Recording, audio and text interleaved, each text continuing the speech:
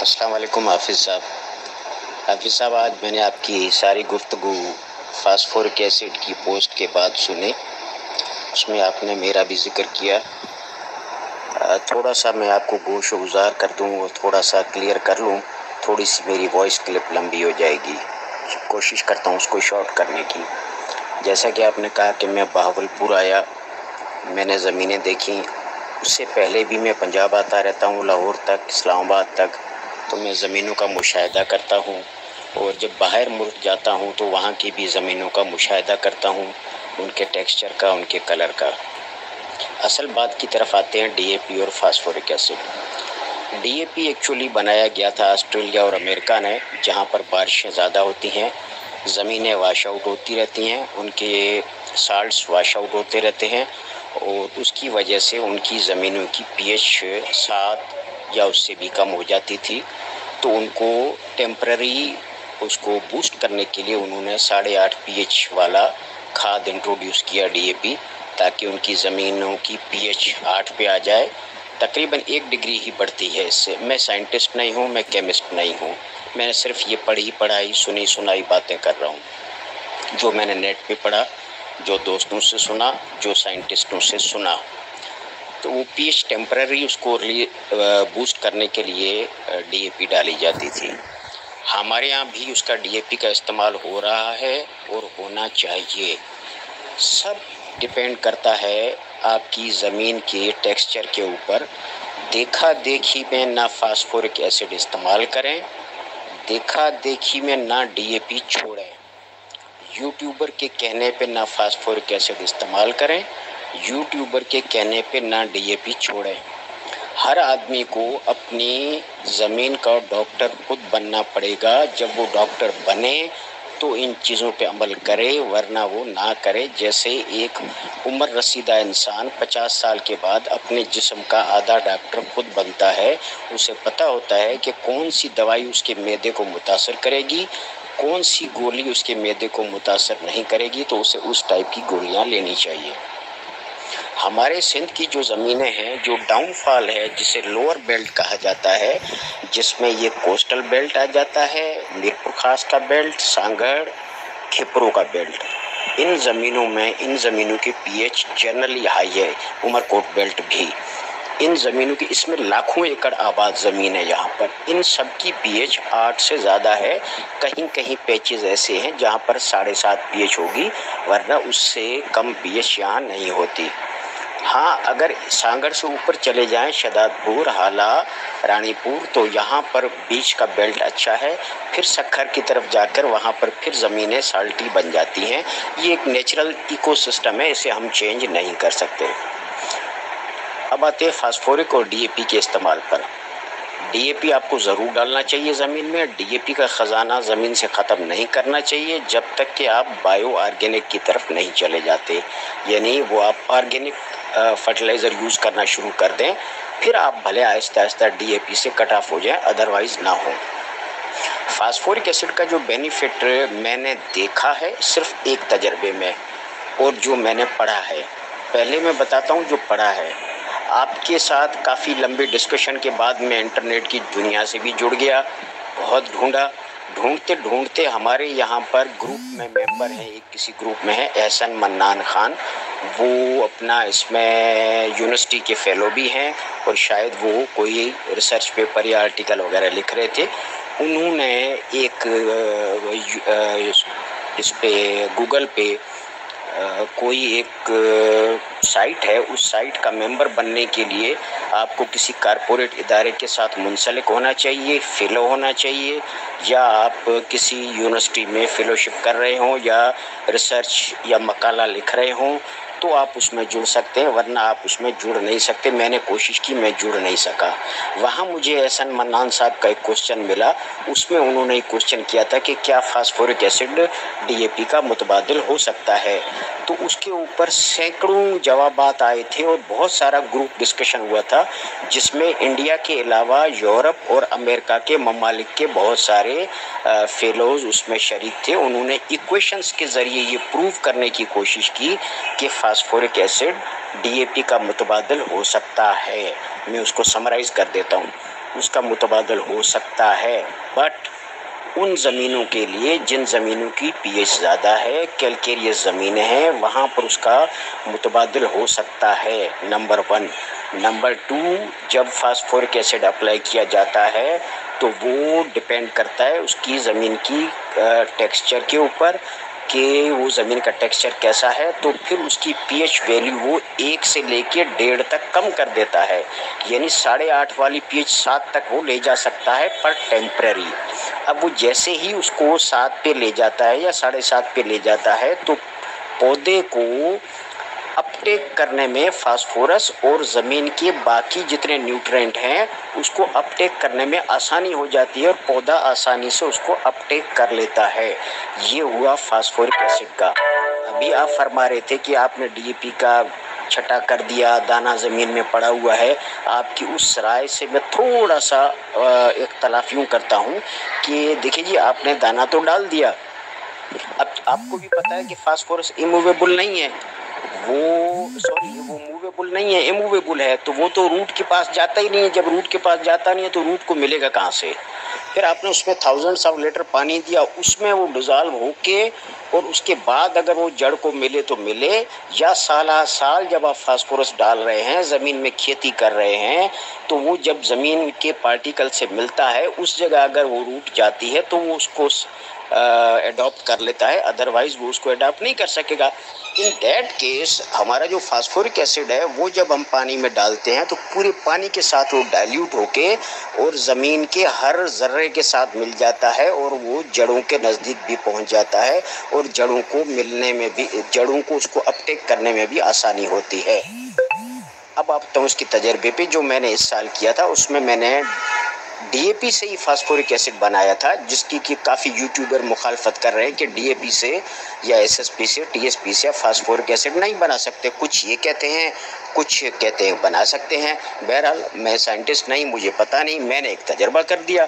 तो मैंने जैसे आपसे पहले गोश गुजार किया था कि मैंने वो टीएसपी और मैग्नीशियम सल्फेट, बोरान, उसको सल्फ्यूरिक एसिड में हल करके और मैंने अपनी कॉटन को और राइस को दिया, मुझे फ्रूटफुल रिजल्ट मिले। और आज भी मैं उस ज़मीन को देखने जा रहा हूँ, आज भी मैं देख कर आया हूँ, परसों भी देखी थी, मैंने देखा कि वो कॉटन की क्रॉप चल पड़ी और हमारे मेरे बराबर वाला जो एक किसी दूसरे का एकड़ था, वो क्रॉप कॉटन की जो थी उसने माल लेके और पिकिंग करके वो क्रॉप रुक गई। मेरी क्रॉप के अंदर टिंडे भी बने हुए हैं, दोबारा भी बन गए और पिकिंग भी हो गई। और मज़े वाली बात ये थी कि वो मेरा जो एक एकड़ था, वो कंडम एकड़ था, वो मेरे हारी ने ज़बरदस्ती लगाया था, मैं उसमें खुश नहीं था। तो उसमें से मैंने जो कॉटन की पिकिंग की थी उसमें से 5 बारी पिकिंग की थी। हर बारी में काटन आता था 1 मन 20 किलो, 1 मन 28 किलो, एक बारी में आया था 37 किलो। फास्फोरिक एसिड के और इस जो आबे हयात बनाया था, इसको एडॉप्ट करने के बाद मेरी पिकिंग हुई 3.5 मन। और मज़े वाली बात ये थी कि 3.5 मन उसकी पिकिंग हो गई, जो कि मेरे इस पूरे अप्रैल की सोइंग थी, इसका रिकॉर्ड ही नहीं था कि मैं 3.5 मन लूँ। सिर्फ उसकी वजह से मैंने 3.5 मन ले ली। और आज भी मैं उसमें देख कर आया हूँ काटन में, कोई 10 दिन हुए मुझे चुनाई को, और 10 दिन में उसमें 2 मन काटन फिर खड़ी हुई है। तो ये थोड़ा सा मेरा इसके ऊपर सर्वे था। तो लंबे लबाब ये है कि फास्फोरिक एसिड ज़मीन की टेम्परेरी 1 से 1.5 पीएच कम कर देता है। कैल्केरियस ज़मीन में, हाई पीएच वाली ज़मीन में ये फिजिबल होता है। और मेरा मानना ये है कि आपको आधी बोरी फिर भी डीएपी की ज़मीन में डालनी चाहिए। ज़मीन से फास्फोरस का ख़जाना खाली नहीं करना चाहिए। आपको क्विक अगर आपको फ़ायदा देना है फसल को, तो आप फास्फोरिक एसिड बमाए यूरिया, बमाए पोटाश आप मिला के उसको दे सकते हैं। शुक्रिया। अगर मुझसे कोई गलती हो गई तो पेश की माजरत। जी चंद्रकांत साहब, सर कैसे हैं? ठीक है। और मैं देखता रहता हूँ अक्सर औकात पोस्ट के चंद्रकांत साहब एक्टिव हैं कि नहीं, तो आप सर जो है ना वो ग्रुप में काफ़ी एक्टिव होते हैं, मतलब कि हर ग्रुप में टाइम देते हैं, बोलते तभी हैं जब आपका नाम लिया जाए। तो सर आपका नाम लेते रहेंगे। और इसी इशू के ऊपर सर मैंने आपसे डिस्कस किया था कि जो हमारी ज़मीनें हैं ना, पंजाब की जो ज़रखेज़ ज़मीनें हैं उनमें जो है ये नुकसान कर रहा है, उनके अंदर ये इतने अच्छे रिजल्ट नहीं दे रहा। और एक फसल अगर अच्छी आ गई है दूसरे साल जो है ना इसको डालने से, ना भी डालें तो काफ़ी जो है ना फसल का नुकसान हो रहा है। मसला ये है कि आपकी जो ज़मीन थी वो मतलब कि उसको वो फसल अच्छी नहीं दे रही थी, मतलब कि या फिर वो कलराठी थी, कोई भी इशू था, बीमार ज़मीन जो हम कहते हैं इस तरह की ज़मीन थी, आपने सल्फ्यूरिक एसिड फास्फोरिक एसिड डाला। अगर इस जगह पे आप सल्फ्यूरिक एसिड भी डालते ना सर, तो ये आपके ज़मीन की कंडीशन अच्छी कर देती। कलकेरियस जो हाई कलकेरियस ज़मीनें हैं वो तो बंद पड़ी है ना सर, ना उनके अंदर कोई मूवमेंट हो रही है। जो हमारी ज़मीनें है ना सर, अवत्तर भी अच्छा रखती हैं। मतलब कि ये बात हो रही थी आलू की फील्ड की, तो सर ये आलू की जो इसमें छट्टा करते हैं ना सर, डीएपी जो दाना है जो भी छट्टा करते हैं, तो ये बिल्कुल आलू के पौधे के करीब हो जाती है। तो ये खाद अगर पौधे से थोड़ी सी दूर भी पड़ी है ना सर, तो ये पौधे की जो जड़ है वो लेस डिपेंडेंट है। वो मतलब कि पौधे की जड़ जो है वो खुराक ढूंढ लेती है जाके। लेस डिपेंडेंट से मुराद ये है कि वो इतनी भी ज्यादा दूर खुराक ना हो कि पौधे हम कहें कि हम खाली में डाल रहे हैं डीएपी तो वो पौधा जाके खाली से ले लेगा, वो ऐसे नहीं होगा। वो जितनी भी डिफ्यूजन होगी सर, जितना भी पानी के साथ महलूल के साथ मिलके हम फास्फोरस डालेंगे तो वो पानी के साथ जाएगी, जड़ तक पहुंचेगी, जितनी पहुंच जाएगी, बाकी लीच डाउन हो जाएगी या नीचे जमीन में चली जाएगी। ये जो एसिड की सूरत में होती है ना सर, इसका फार्मूला जो है आप देखें, ये जो है लीच डाउन होने की सलाहियत रखती है। फास्फोरिक एसिड जो है वो लीच डाउन होने की सलाहियत रखता है।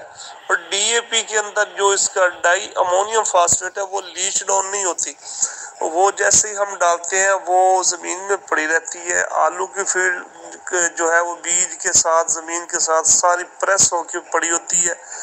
जैसे ही बार बार पानी लगता है वो सारी की सारी पौधा ले लेता है और ज्यादा इशू नहीं आता। सर मैंने पिछले साल स्ट्रॉबेरी के अंदर फास्फोरिक एसिड डाला और अभी तीसरा साल है और मैं भुगत रहा हूँ कि वो मेरा 1 एकड़ ठीक नहीं हो पा रहा। तो ये इस तरह की कंडीशन है। और ज़रख़ेज़ ज़मीनें हैं हमारी, बहुत अच्छी ज़मीनें हैं, और अगर देखा जाए तो इतनी कलकेरियस नहीं है। जैसे हमारी आपस में सर बहस हुई थी ना ग्रुप के अंदर, ग्रुप से बाहर, तो वाकई में हमारी जो ज़मीनें हैं वो सिंध की ज़मीनों से कई दर्जे उससे फ़र्क है ज़मीनों के टेक्सचर का। जी अस्सलाम वालेकुम। माशाल्लाह चंद्रकांत साहब भी बड़ी ज़बरदस्त बातें की उन्होंने भी। जो आर्टिकल्स का जो है बात की थी वो मैंने सारा स्टडी किया था ना तो साहब का भी, और इसके अलावा भी थोड़ी इसकी स्टडी जो है करके फिर मैंने इस चीज़ के लिए फास्फोरिक एसिड के हवाले से इसकी पूरी इसलिए सीरीज़ बनाई है। इसमें भी अभी 1-2 वीडियोज़ और आगे रहती है कि फास्फोरिक एसिड को जो है ना बेसिकली हम कोशिश करेंगे कि इसको वाटर ट्रीटमेंट के लिए इस्तेमाल करके, और इसका बेहतरीन यूटिलाइजेशन है ना कि फास्फोरस जिस तरह हमें इस साल का जो सबसे बड़ा मसला है कि डीएपी की कॉस्ट बहुत ज़्यादा है। फास्फोरस इंटरनेशनली बहुत ज़्यादा महंगी है। फास्फोरिक फर्टिलाइज़र सारे आ जाते हैं उसमें, फास्फोरिक एसिड भी आ जाता है, डीएपी भी आ जाती है, टीएसपी भी आ जाती है, एमएपी भी आ जाती है। तो हमें फास्फोरस की पौधे को ज़रूरत होती है। और क्योंकि ड्यू टू द सर्दियों के अंदर मौसम टेम्परेचर लो होता है, जो है माइक्रोबल एक्टिविटीज़ होती नहीं है, फास्फोरस से इतना यूटिलाइजेशन हो नहीं पाती। इसी वजह से हमें बेहतर इस सीज़न के अंदर अपने को क्रॉप को स्मार्ट वे से लेके चलना पड़ेगा ताकि हम अपनी कॉस्ट को सेव भी करें इन मुश्किल हालात में और अपनी यील्ड को भी इफेक्ट ना होने दें, और अपने जो रिजर्व वायर हैं जो हमारे सॉइल के अंदर न्यूट्रिएंट्स जो रिजर्व है हम उसको भी जो है वो प्रॉपर बेहतर कर पाएँ। तो इसी वाले से ये मेरी कोशिश थी कि फास्फोरस को डीपली स्टडी किया जाए, इसका शेयर किया जाए, जिसमें फास्फोरिक एसिड के बारे में काफ़ी बातें चल रही थी। तो उसी हवाले से ये मैंने पूरी जो है ना सीरीज़ बनाने की कोशिश की है, और ये मैंने इंटरनेट स्टडीज़ के हवाले से रेफरेंस के साथ दी है ताकि कोई इसके अंदर चीज़ में गलत हूँ तो मुझे हाईलाइट करें।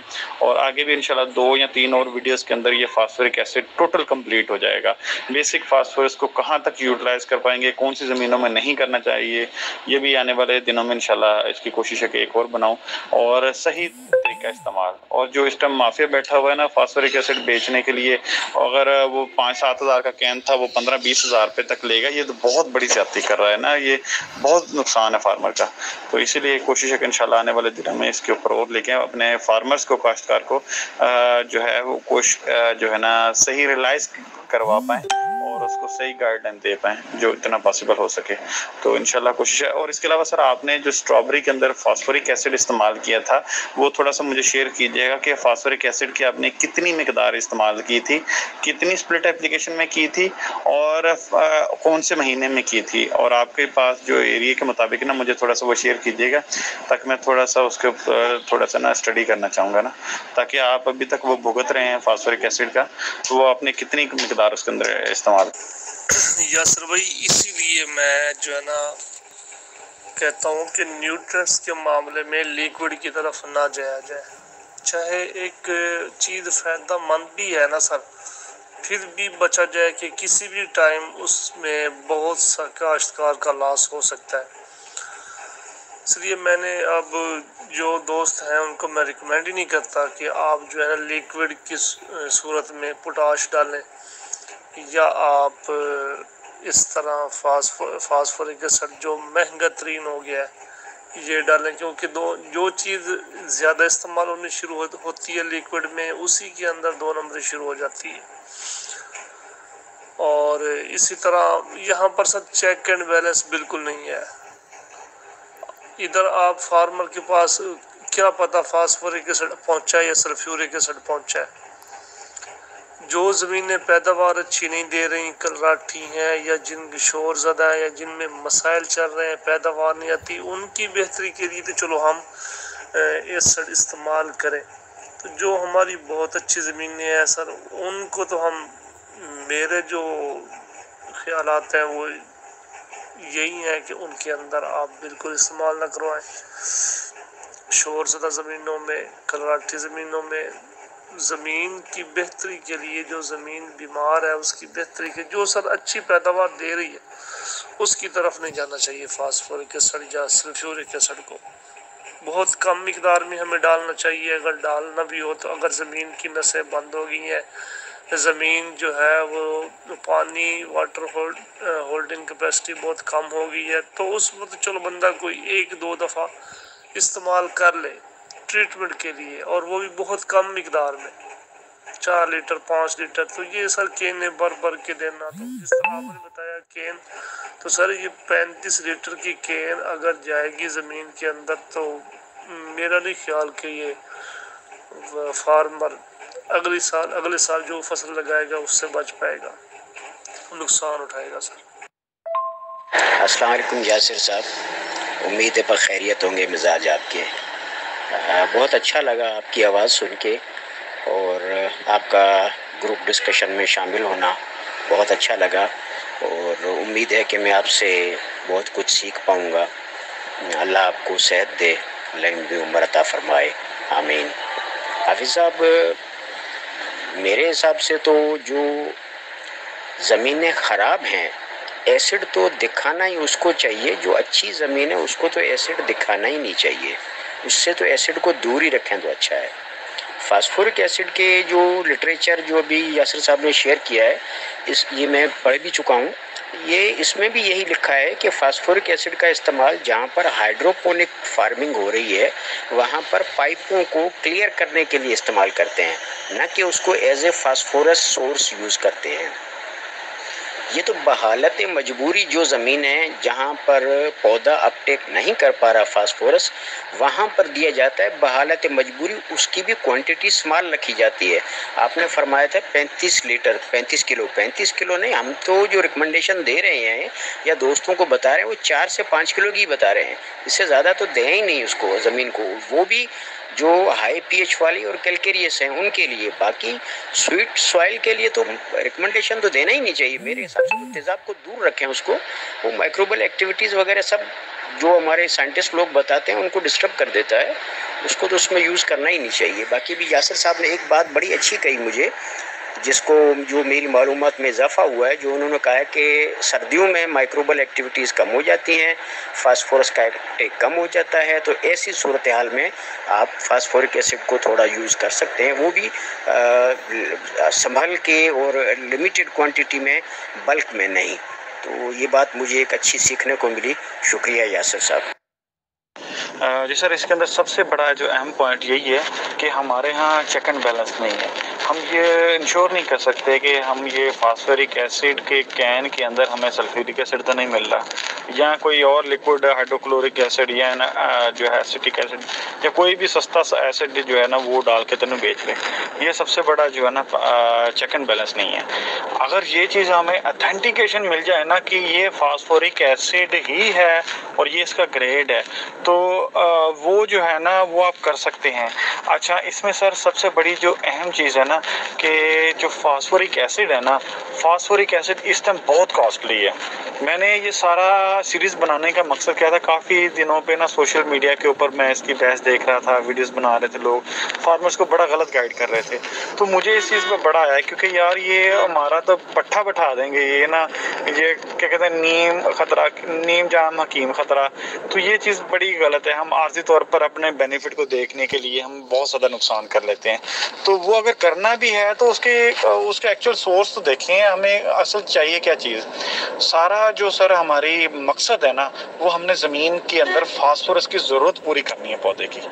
अब उसके अंदर हमें फास्फोरस सोर्स सस्ता कौन सा पड़ रहा है, आपको फास्फोरस कोई भी सस्ता सोर्स पूरा कर रहा है ना, तो वो आप उसको ज़रूर अप्लाई करें। अच्छा, अब आ जाता है कि अगर हम फास्फोरिक एसिड को डायरेक्ट अप्लाई करते हैं, अगर मिसाल तौर आपने बोतल खोला, 35 लीटर का कैन खोल के आपने ज़मीन के अंदर उसको गिरा दिया ना, वो उसके बैक्टीरियाज को, हर चीज़ को तबाह बर्बाद कर देगा क्योंकि हाईली एसिड है। अब इसको कभी भी ऐसे नहीं करवाते, इसको करवाते होते हैं डाइल्यूशन के लिए। हमेशा फास्फोरिक एसिड जब हम इसको जो है ना पानी के अंदर डालेंगे ना, मिसाल तौर पानी का पीएच है 200 लीटर ड्रम का, वो जो है ना वो अगर 200 लीटर ड्रम का पीएच है हमारा 7.5 है, पानी का एग्जांपल ले देते हैं। अब उसके अंदर हम पानी मिला रहे हैं फास्फोरिक एसिड 20 लीटर या 30 लीटर उसके अंदर डाल रहे हैं। अब 30 लीटर जब डालेंगे तो वो उस पानी का जो पीएच है वो कमोबेश 5, क्योंकि अगर फास्फोरिक एसिड का 2.5 पीएच है तो पानी का पीएच जो है वो 7.5 है, तो ये तकरीबन पीएच जो है ना 4-4.5 पर आके 200 लीटर ड्रम का खड़ा होगा। अच्छा, वो ही 200 लीटर ड्रम जो है ना वो आगे हम जब पूरे एरिगेशन के अंदर फ्लड करेंगे 1 लाख लीटर या जितना भी हमारा पानी जो है वो होता है, तो वो उसके अंदर डालेंगे तो वहां पर उसकी डिस्ट्रीब्यूशन और हो जाएगी। इसलिए मैंने काफी इस वीडियो के अंदर भी एक एग्जांपल भी दी थी, जो पीछे वाली मेरे ख्याल एक मैंने वीडियो बनाई थी कि अगर आप एक चम्मच जो है वो चीनी का लें, वो डायरेक्ट अपने मुंह में डालें तो वो आपको बहुत ज्यादा मीठा महसूस होगा। वही चीनी का चम्मच जब आप उसके अंदर डाल देंगे ना गिलास के अंदर 200 ml के अंदर, वहां डाइल्यूट करेंगे तो वो आपको कम मीठा होगा। अगर वही डाइल्यूटेड गिलास उठा के जग में डालेंगे तो उसकी मिठास और कम हो जाएगी। अगर वो डाइल्यूटेड गिलास जो जग के अंदर डाला है वही उठा के हम 200 लीटर ड्रम में डाल देंगे तो वो माइनर क्वांटिटी बनेगी। इस मिसाल देने का मकसद भी यही था कि जो हम फास्फोरिक एसिड अगर 35 लीटर भी हम इस्तेमाल करते हैं ना, तो ये मैं इसको क्योंकि मैं कोई बहुत बड़ा साइंटिस्ट नहीं हूँ सर, हमारे माशाल्लाह पाकिस्तान के अंदर पीएचडी बड़े स्कॉलर्स उन्होंने की हुई है, मेरी जस्ट थोड़ी सी स्टडी है। मैंने इसके ऊपर source and utilization of phosphorus के ऊपर मेरी स्टडी है, तो इसीलिए मेरा मेजर सब्जेक्ट था, तो इसीलिए मैंने इसके ऊपर थोड़ी सी जो है ना कोशिश की कि मैं इसको खोल के थोड़ा सा वजाहत दे सकूँ। तो जो कि रिसर्च इस टाइम मौजूद है, इजीली हर बंदा स्टडी कर सकता है ताकि उसको आसानी के साथ समझा सकूँ, इसी मामले में दी है। बाकी आपने क्योंकि कल बात हुई थी तो आपने कहा था कि मैंने जो है ना सल्फ्यूरिक एसिड हमें स्ट्रॉबेरी में डाल लिया था, तो मैं उसी की कंसंट्रेशन जानना चाह रहा हूँ कि आपने कंसंट्रेशन वो डायरेक्ट छोटे डब्बे के अंदर मिक्स करके वो तो नहीं डाला, क्योंकि उसकी कंसंट्रेशन और इसकी फार्मूलेशन दोनों में फ़र्क है, तो उसी हिसाब से फिर इसकी कंसंट्रेशन को देखा जाता है। तो बाकी फास्फोरिक एसिड सर अगर बिलीव करें, अगर बी है एग्रेरियन या बी है थोड़ा सा इल्म, अगर मैं अपने हर गलत भी हो सकता हूँ, माशाल्लाह काफ़ी दोस्त जो है इसमें एक्सपर्ट भी हैं, इसके अंदर मैं गलत भी हो सकता हूँ। अगर मेरी राय जाने ना, अगर मैं बतौर खुद फार्मर इस चीज़ को मैं अप्लाई करूँ तो मैं फास्फोरिक एसिड को तरजीह दूंगा, पर इस कीमत के ऊपर मैं नहीं तरजीह दूंगा। जो कीमत है ना वो बिल्कुल ही अफोर्डेबल नहीं है।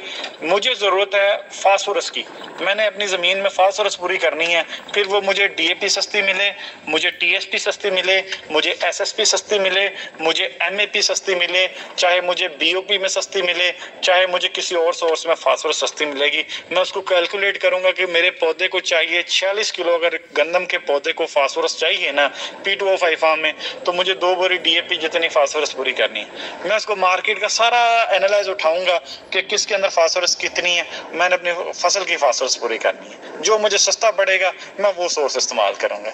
मैं किसी के भी प्रोडक्ट के हक में नहीं हूँ, बट मैंने इसीलिए कहा कि मैंने अपनी ज़मीन का फास्फोरस पूरा करना है।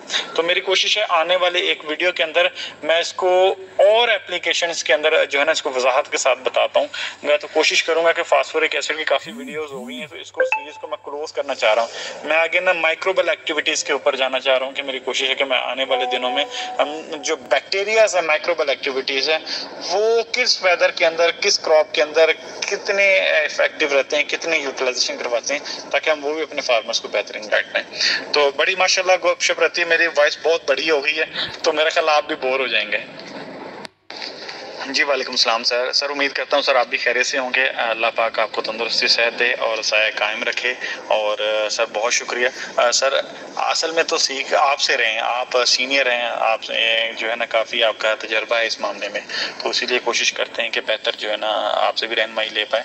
बाकी थोड़ी बहुत स्टडी जितनी है वो मेरा नाक़िस इल्म है, वो कोशिश करते हैं कि वो आगे सही तरह मुंतकिल कर सकें उसको, उसके अंदर कोई गलत चीज़ ना आए, तो प्रॉपर गाइडलाइन दे पाएँ जाके जो भी जिसका भला हो सके। तो उसी वाले से बाकी सर इसके अंदर जो है ना हाइड्रोपोनिक के अंदर थोड़ा सा बताता चलूँ कि हाइड्रोपोनिक के अंदर बाकी वो क्या करते हैं कि पानी को जो है ना साफ़ करने के लिए समटाइम पाइप्स ब्लॉकेज हो जाते हैं, तो वो सर जो है फास्फोरिक एसिड को वहाँ पर वो जो है वो उसके अंदर पाइप को खोलने के लिए इस्तेमाल करते हैं। बट सेकेंडली जहाँ पर उनके लिए उन्होंने स्ट्रॉबेरी कास्ट करनी होती है, अदर्स क्रॉप ऐसी जो है जो कोई लीव्स क्रॉप जो है जैसे सैलड लीफ है, वो इस तरह की अगर कास्ट करनी होती है, उनको लो pH के ऊपर जो है ना वो ग्रो करवाना होता है, तो वहाँ पर जो है ना उसको फिर एसिड फास्फोरिक एसिड लाजमी उस पानी के साथ एडिक्शन में फर्टिगेट में इस्तेमाल करते हैं, ताकि वो उसके pH को कुछ वक्ती तौर पर यूनिट नीचे लेके आए, वो पौधे को जो है फास्फोरस मिलती जाए ना। तो इस हिसाब से होता है, क्योंकि असल में यही है कि जैसे ज़मीन के अंदर बहुत सारे फास्फोरस ऐसी चीज़ है कि ये वाहिद है जो टेम्परेचर भी इसके ऊपर इफेक्ट करता है, pH भी इसके ऊपर इफेक्ट करती है, और भी इसके ऊपर जो है ना दूसरे केमिकल्स भी इसके ऊपर इफेक्ट करते हैं। तो ये बड़ा जो है ना सेंसिटिव एलिमेंट है, ये बड़ी चीज़ जल्दी टूट भी जाता है और दूसरी हालत में ढल भी जाता है, तो ये फिक्सेशन के चांसेस इसीलिए ज़्यादा होते हैं। वही 7 से अगर हमारी pH ज़्यादा जाती है, अगर ज़मीनें जो है ना हमारी कैल्केरियस हैं, कैल्केरियस के अंदर कैल्शियम होता है, कैल्शियम के साथ ये मिलकर हमारे जो है वो कैल्शियम जो फॉस्फेट में चला जाता है। 7 से जैसे pH नीचे है तो वहाँ पर ये पहले आता है जो है ना अल्मोनियम फास्फेट में। अल्मोनियम फास्फेट में जो है ना वो हमारी ये फिक्स होता है, वो तकरीबन 6.5 से अगर नीचे आएंगे, 6.5 से के बाद जो आयरन होगा ज़मीन के अंदर वो फ्रीली जो है ना मूव कर पाएगा, वो तेज़ी के साथ जो है ना पौधे के साथ अगर फास्फोरस उधर HPO4 के अंदर हालत में है पड़ी हुई है, चाहे वो H2PO फॉर्म में पड़ी हुई है, तो फेरस जो है ना वो फेरस फॉस्फेट की हालत में फिक्स हो जाता है। अच्छा अगर 5 से नीचे आएगी pH तो फिर वहाँ पर जो है ना 5 से नीचे आएगी वो फेरस में आएगी, 5.5-6 के दरमियान अल्मोनियम जो है ना फॉस्फेट की हालत में जो जाएगा वहाँ पर ये इसकी फिक्सेशन हो जाती है।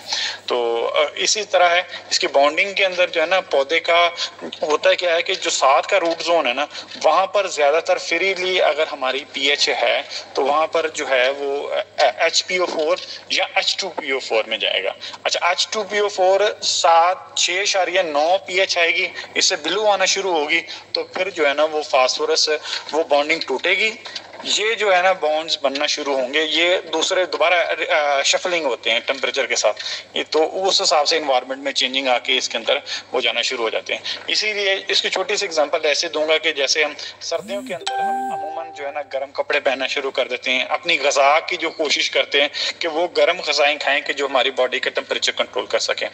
अच्छा वही जैसे गर्मी आती है, गर्मी के अंदर क्या कहते हैं हम पतले कपड़े पहनते हैं जो जिस्म को ठंडा रखें। अब गर्मियों के अंदर हम ठंडी मशरूबात पीना शुरू कर देंगे कि बॉडी के टेम्परेचर को गर्म होने से एक फिजिबल टेम्परेचर पर मेंटेन रखा जाए। सॉइल का भी सेम लाइफ स्ट्रक्चर ऐसे ही है। यहाँ पर अगर पीएच बढ़ेगी, वो उसको समझ लें कि आप सर्दी हैं, उस टेम्परेचर के अंदर हमें उसको गर्म चीज़ें देनी होती हैं। गर्म चीज़ें कैसी होगी? ये गर्म चीज़ें आप समझ लें कि वो ये एसिडिक फॉर्म मशरूबात हैं जो उसको नीचे कम करने के लिए, उसकी बॉडी को टेम्परेचर कंट्रोल करने के लिए। जैसे गर्मियाँ आती हैं वहाँ पर क्या होता है, अगर पीएच मेंटेन है, अब हमारी ऑलरेडी सॉइल का पीएच हाई है, ये नीचे नहीं आता, ये 7 से अबव है, 8 है। वहाँ पर सम सॉइल्स ऐसी जहाँ पर सैंडी सॉइल्स हैं, जहाँ पर सिल्टी सॉइल्स मतलब कि रेतली ज़मीनें हैं या दूसरी हैं, तो वहाँ पर ये मसला जो है ना वो ज़्यादा बनता है। डिस्कशन काफ़ी बड़ी हो जाएगी। कोशिश इसलिए करता हूँ कि इसको ना वीडियोस के अंदर स्मॉल पॉइंट के अंदर क्लियरिफाई करूँ, फिर भी बड़ी वीडियोस बन जाती हैं। तो वो आम जो है ना वो केमिस्ट्री इतनी डिफ़िकल्ट हो जाती है तो वो समझाना ही बड़ा मुश्किल हो जाता है। तो कोशिश यही करता हूँ कि आसान अल्फाज में ना कुछ इसको समझाया जाए ताकि हम इसको कॉन्सेप्ट को जल्दी से जल्दी क्लोज करें। ये वैसे बहुत बड़ी ये डिस्कशन है, ना ख़त्म होने वाली डिस्कशन है। बाकी सर जो है ना फास्फोरिक एसिड, अगर आप 35 लीटर को मैंने जैसे पहले भी अर्ज किया था, क्या फास्फोरस डायरेक्ट डाल देंगे ना तो वो आपकी माइक्रोबियल एक्टिविटीज़ को ख़त्म करेगा। अगर आप फास्फोरस, मैं आपको कहता हूँ ये गारंटेड कहता हूँ, मीन्स आप इसको एक्सपेरिमेंटली करना चाहें तो आप फुल कर सकते हैं। होता क्या है कि जब इसकी फार्मुलेशन मैन्युफैक्चरिंग हो रही होती है ना, ये रॉक फास्फेट को सल्फ्यूरिक एसिड के साथ जब रिएक्टर में मिक्स किया जाता है तो वहाँ पर हाईली एसिड होता है, उसको पत्थरों को पिघला देता है। ये पत्थर को गला के ना, जैसे हम फास्फोरिक एसिड ज़मीन पे डालें तो काले बुलबुले बनना है, उसको उसकी डिकम्पोजिशन होती है, केमिकल रिएक्शन चल रहा होता है, ये इस तरह उन पत्थर को ब्रेकअप करता है, वो काला सारा कर देता है। उसके बाद फिर क्या होता है कि इन रिएक्टर को निकालते हैं, निकालने के बाद फिर 2 मिक्सर अलग ले जाते हैं। वहाँ पर ये क्या करते हैं कि इसका पीएच जो है ना एसिड का, पत्थर को तोड़ के ये एसिड के अंदर आता है और लो टेम्परेचर बिल्कुल हाई लो पे आ जाता है। इसका ये 1 से 2 पीएच की होती है, इसकी पीएच बनती है। अब जब इसके अंदर अमोनिया ऐड करते हैं ना, अमोनिया बना के इसको डाई अमोनियम बनाना है, टीएसपी बनाना है या एसएसपी बनाना है या एमएपी या डीएपी में लेके जाना है, मोनोअमोनियम या डाई अमोनियम फास्फेट में, वहां पर फिर क्या करते हैं, ये इसके अंदर अमोनिया रिएक्टर के थ्रू ऐड करते हैं। क्योंकि अमोनिया की जो पीएच होती है वो 10-11 होती है, खाली आप एनहाइड्रस अमोनिया की पीएच देखेंगे वो 11 है, इसकी 2 होती है। जब इसके सॉल्यूशन को मिलाते हैं ना तो फिर इसकी मिकदार होती है, मिसाल तौर 1 लीटर ले लिया उसके अंदर फास्फोरिक एसिड, तो उसके अंदर इन्होंने जो है वो अमोनिया 1.5 लीटर डाल दिया है। 1.5 लीटर जो है, अगर 1.5 किलो अमोनिया डाल दिया है तो उसकी मिकदार के हिसाब से इसकी पीएच 5 आ जाएगा। अगर 2 किलो डालते हैं तो फिर उसके हिसाब से 7 आ जाती है। सो ये केमिस्ट्री है। बाकी इसको डायरेक्ट एप्लीकेशन से, आप डायरेक्ट से मुराद ये है कि आप पानी के साथ मिक्स किए बगैर इसको थोड़े पानी के अंदर ज़मीन के ऊपर छिड़का देंगे तो फिर ज़मीन को डैमेज कर देगी एसिड की तरह। अगर इसको लाखों लीटर के अंदर जब डाइल्यूट किया जाता है तो वहाँ पर असरअंदाज नहीं होती, वो पानी आपको कोई भी नुकसान नहीं देगा बल्कि फ़ायदा देगा। तो इसीलिए इसका जो है वो फास्फोरिक एसिड के मैं ख़िलाफ़ नहीं हूँ, फास्फोरिक एसिड की मौजूदा कीमत के ख़िलाफ़ हूँ। फास्फोरिक एसिड की जो मौजूदा कीमत है ये हमारी अफोर्डेबल में नहीं है। बाकी आने वाले वक्त में हम इसके ऊपर और भी डिस्कशन करेंगे कि ये कौन सी ज़मीनों में अप्लाई नहीं करना चाहिए, वो भी इंशाल्लाह मैं इसके ऊपर बनाऊंगा वीडियो कि किन ज़मीनों के अंदर हमें इस्तेमाल नहीं करना, वो भी ताकि फार्मर्स को क्लियर हो जाए ना।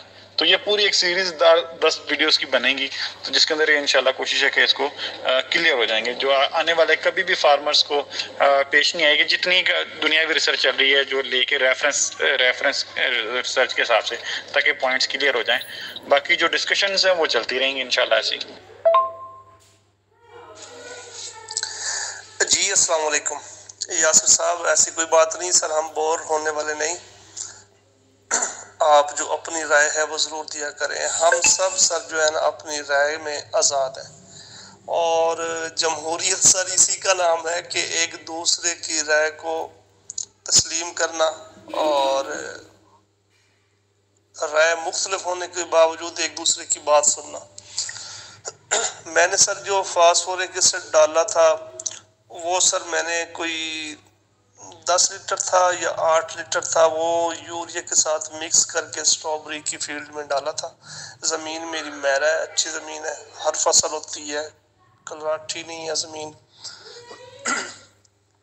तो मैं भी सर उसकी मुखालफत नहीं करता था इसकी ना, मैं फास्फोरिक एसिड की मैं थोड़ा बहुत ये जो कलराठापन ज़मीनों में आ जाता है फास्फोरिक एसिड थोड़ा बहुत 4 लीटर 5 लीटर 6 लीटर मतलब एक फसल में डाल दिया जाए, तो मेरी ये राय थी कि इसके अच्छे रिजल्ट हैं। पर जो मैंने सर इसका नतीजा निकाला 2 साल, अब तीसरा साल हो गया है कि कोई तो चीज़ हुई है कि इसका इफेक्ट ज़मीन के ऊपर ऐसा पड़ा है कि मेरी ज़मीन बाकी ठीक है, वो ज़मीन जिसके अंदर मैंने कोई 10 लीटर ये चला गया था यूरिया के साथ फास्फोरिक एसिड, उस ज़मीन का जो टेक्सचर है वो मेरा बिल्कुल तब्दील हो गया, वो ठीक नहीं मतलब परफॉर्म कर पा रही है अभी तक। मैंने तो ये देख लें कि कसम उठाई है कि मैंने जो है ना इसका ये फास्फोरिक एसिड दोबारा अपनी ज़मीन में नहीं डालना। और दूसरा सर ये मैंने डीएपी को हल करने के लिए पिछले साल कुछ एकड़ में 2 से 3 लीटर सल्फ्यूरिक एसिड मैंने वो मिक्स किया, डीएपी को हल किया, हल करके डाला, उसके मुझे अच्छे, वो ज़मीन मेरी अभी तक ठीक है, वहाँ पर मुझे कोई मसला नहीं आया। बाकी सर जो थ्योरी होती है ना सर, थ्योरी जो हम एक्सपर्ट्स की पीएचडी डॉक्टर्स ज़रात हैं इनकी जो रिसर्च होती है वो पढ़ते हैं, फिर उसके ऊपर उसको अप्लाई करते हैं ज़मीनों में, तो ज़मीनें जो रिस्पांस देती है ना सर, वो असल हमारा इल्म होता है जो फार्मर तक हमें पहुंचाना चाहिए। तो थ्योरी को उसको प्रैक्टिकल की तरफ लेके आए, और आप भी लगे हुए हैं सर इस काम के पीछे। आप कोशिश करें, आप अच्छी ज़मीनों में डलवाएं, डलवा के 2 साल 3 साल देखें आगे आपको क्या रिस्पांस मिलता है। इधर हमारे ग्रुप में इमरान यूसुफ साहब भी मौजूद हैं, बहुत अच्छे फार्मिंग करते हैं, प्रैक्टिकल फार्मर हैं, और उनसे पिछले दिनों बात हो रही थी तो वो कहते हैं उन्होंने आलू लगाया था, को फास्फोरिक एसिड डाला था, तो एक दफ़ा तो बम्पर क्रॉप हुई उनकी, उसके बाद साल 2 फसलें, वो कहते हैं जी दोबारा आलू लगाया तो वहाँ बाकी एकड़ में बहुत अच्छी पैदावार हुई, और उस एकड़ में जहाँ पर जो भी एकड़ थे जहाँ आलू लगाया था फास्फोरिक एसिड पहले डाला हुआ था खाद डाल डाल के वो कहते हैं थक गए, वो वहाँ पर मेरी कोई इतनी खास पैदावार भी ना आ सकी। जो बंदा 4-4 बोरियां डीएपी डाल के भी फास्फोरिक एसिड डालने के बाद 4-4 बोरी डीएपी की डाले फिर भी उसको कोई फायदा ना हो, तो मेरे ख्याल में तो वो चीज़ लॉस में चली जाती। मेरा सर पॉइंट सिर्फ इतना है कि वो ज़मीनें जो शोरज़दा हैं, कलराठी हैं, जिनका हाजमा ख़राब है, जहाँ पे फसलात ज़्यादा अच्छे तरीके से नहीं होती, सॉरी मेरा मैसेज भी लंबा हो गया, ज़्यादा अच्छे तरीके से नहीं होती, वहाँ पर आप फास्फोरिक एसिड हो या सल्फ्यूरिक एसिड, वहाँ पर तो आप उसकी ट्रीटमेंट के लिए डालें, पर जो आपकी मैरा ज़मीनें अच्छी ज़मीनें हैं वहाँ पर आप फास्फोरिक एसिड ना डालें। आपकी राय को भी सलाम है सर, आपकी राय कि आप बतौर अगर काश्तकार आपकी राय ली जाए तो आप फास्फोरिक एसिड को रिकमेंड करते हैं, और मैं जो अपने तजर्बात पे और थ्योरी को पढ़ने के बाद जो मैंने तजर्बात किए हैं, और मैं जो है ना बिल्कुल इसके हक में नहीं हूँ। अस्सलाम वालेकुम।